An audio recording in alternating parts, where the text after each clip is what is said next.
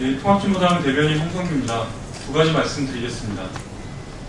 박근혜 대통령의 이런 역사 왜곡 DNA는 가깝기 마사오에 따르기 때문에 어쩔 수 없는 것인지 의구심이 든다. 항일 독립운동가와 그 후손들께서 오늘 국회 정론관에 서셨습니다.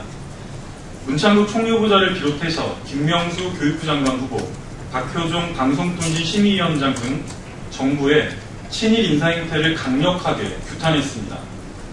극악했던 일제 식민 통치 항거에서 목숨까지 다 바쳐 오직 조국과 민족을 위해 싸우신 분들입니다. 차마 이분들의 얼굴을 어찌 똑바로 뵐 수나 있겠습니까? 박근혜 정부는 일제 총독부가 아닌지 착각이 든다며 향후 박근혜 정부가 주관하는 3.1절 기념행사와 8.15 광복절 기념행사에 참여하지 않을 것이라고 밝혔습니다. 헌법에서는 대한민국의 법통을 3.1운동으로 건립된 대한민국 임시정부에 있음을 분명히 명시하고 있습니다. 이분들이야말로 대한민국의 기틀을 그야말로 목숨 걸고 마련하신 분들입니다.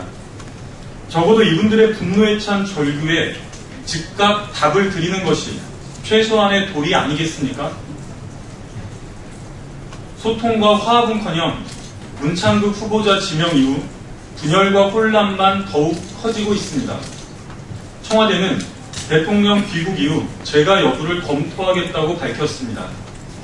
버티기에 나선 후보자나 앞으로 4일이나 더 이 혼란을 방치하겠다는 대통령이나 모두 지독하게 무책임한 사람들입니다. 나몰라라 대통령의 입만 바라보는 새누리당도 마찬가지입니다. 박근혜 대통령은 문창국 후보자에 대한 지명을 즉각 철회하십시오.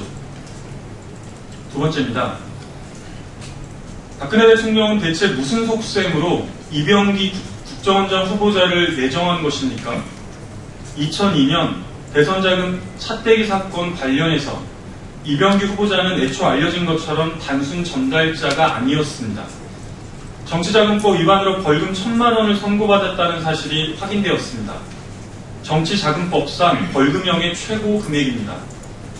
2004년 총선 당시 한나라당은 이런 전력을 이유로 이병기 후보자를 비례대표 공천에서 탈락시켰습니다. 그런데 지금 박근혜 정권과 새누리당은 10년 전 한나라당보다도 못한 행태를 보이고 있습니다. 국정원은 현재 조직의 존폐까지 건 철저한 개혁의 수술대 위에 올라 있습니다. 박근혜 정권의 정통성까지도 심각하게 뒤흔들 지난 대선 불법 부정선거는 아직도 그 전모가 다 밝혀지지 않았습니다. 반성과 혁신은커녕 야당을 상대로 내란 사건을 조작했고 멀쩡한 시민을 간첩으로 조작하려다 들통이 났습니다.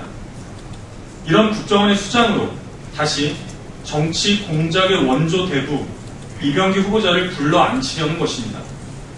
대선 때마다 정치 공작의 달인 이병기 후보자가 있었습니다. 2002년 차떼기뿐 아니라 1997년 당시 안기부의 국풍공장 역시 그의 작품이었습니다. 그런데 지금 다시 국정원장으로 불러들이는 속셈이 무엇입니까? 국정원의 정치적 중립과 철저한 개혁이라는 국민적 요구를 무참하게 짓밟고 다시 정치공작의 산실로 만들겠다는 노골적인 선포 아닙니까? 국민들은 이병기 후보자를 절대로 용납할 수 없습니다. 즉각 지명을 철회하십시오. 이상입니다.